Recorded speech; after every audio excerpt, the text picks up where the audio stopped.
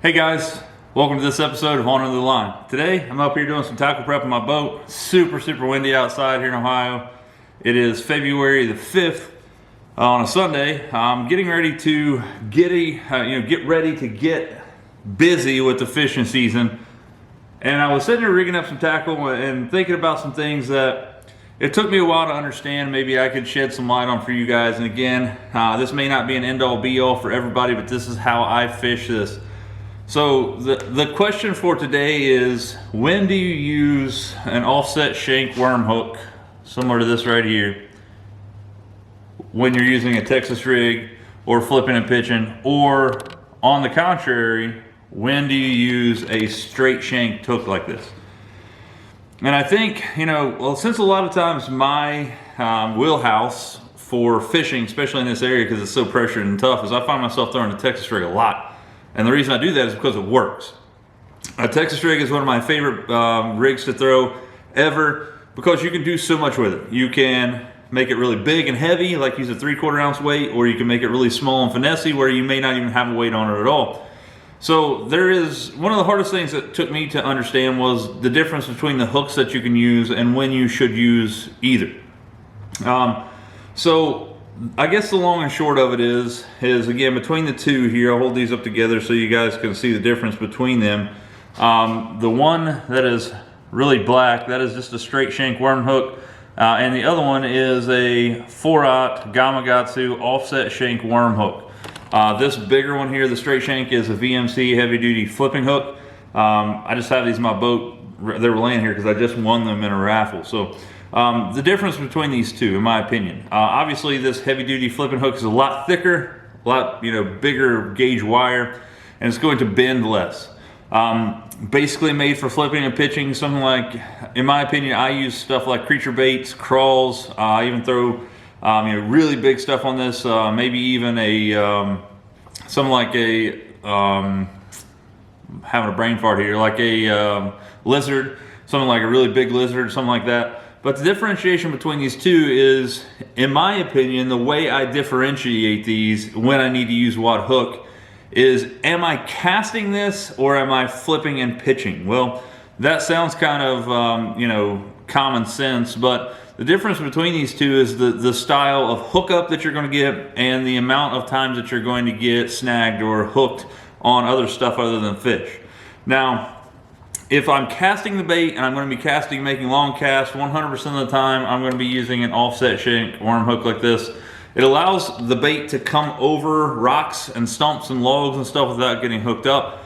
Another thing that I do 100% of the time, and you'll hear a lot of people, a lot of purists out there that say that it's not good to do this all the time, but I use a bobber stop on every one of my Texas rigs. I don't care if it's a 3/4 ounce weight or a 1/16 ounce weight, I have it bobber stopped up.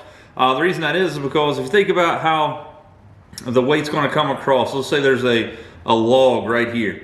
And when your weight comes across that log, and if it's not pegged, that weight is going to drop off of the log before your bait does, and it's going to pull the front of your bait down, especially if you're using a really big heavy bait. Now, if you have that bait exposed, you're not really gonna have to worry about it, but sometimes we know as fishermen that hook point comes out a little bit, and what happens is it causes that hook point to be driven into whatever it's going over.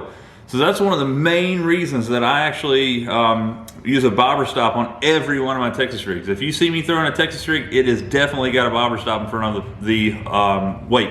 It's just the way it is for me.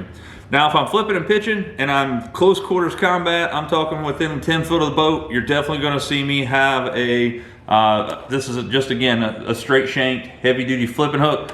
The difference is here is that I don't have this rigged up, so I can't really show you exactly. But what happens is that, maybe I can get it up here on the white garage door. What happens is that when you set the hook on a straight shank, it actually causes the bait to kind of kick out. So it basically will set the hook for you. So when you pick up on this bait, it actually, the weight and the hook together will cause this bait to cant out a little bit. So that's going to allow you to get more hookup ratio, especially if you're in big, heavy cover, a lot of timber, a lot of grass and vegetation and stuff like that. If I'm less than 10 foot, maybe 15 foot from the boat, and I'm flipping and pitching, I'm going to be using a straight shanked flipping hook. If I'm casting this thing, again on a Texas rig, I'm going to be using an offset shank worm hook. So that's my differentiation, guys. If you're casting a Texas rig, use an offset shank. If you are flipping and pitching the bait, definitely use a straight shanked hook, because again, it does kick that hook out a little bit and give you a better hookup ratio, especially when you're flipping and pitching. Some of my favorite hooks, again, I like these VMC heavy duty flipping hooks, and it's pretty cool that I won these things in a raffle recently. But I like these because they have a bait keeper on the top of them, keep your bait from sliding off. They have actually two, one here and here, which is good. My favorite other hooks, I like the Gamakatsu brand. Again, this is a 4/0 offset shank worm hook. I find myself, unless I'm using a really small Texas rig, I'm usually using a 4/0 hook when it comes to an offset shank, and normally a 4 or 5/0 if I'm throwing a flipping hook, because normally I'm throwing big baits when I'm flipping and pitching, and I want to have something that covers the bait in the hook, because I don't like to, you know, I'm not really a finesse guy.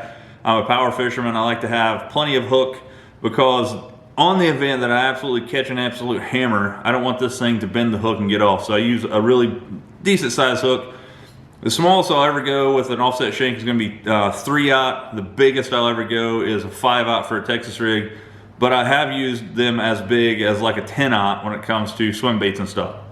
So again, I hope that helps you out, guys. If you ever want to know what the differentiation between the straight shank hook and an offset shank worm hook is on a Texas rig, you should definitely take that into consideration, because it's going to allow you to hook up more fish and maybe catch some more fish this summer. Hope you guys enjoyed this episode of On the Line. If it helped you out, make sure you hit that subscribe button at the bottom down there. I'm trying to get to 6,000 subscribers by the end of this fishing season. So we're just now getting started here in Ohio. It's February. You're going to see a ton of content from me, and every Tuesday I'm going to be live, so we're going to get after it. So I appreciate you guys sticking along and enjoying the journey with me. So if you, like I said, if you haven't already hit that subscribe button down there, I appreciate it. It means more to me than you ever know. So if you guys can, you know what to do. Get out there and lean on them. We'll see you next time on Another Line.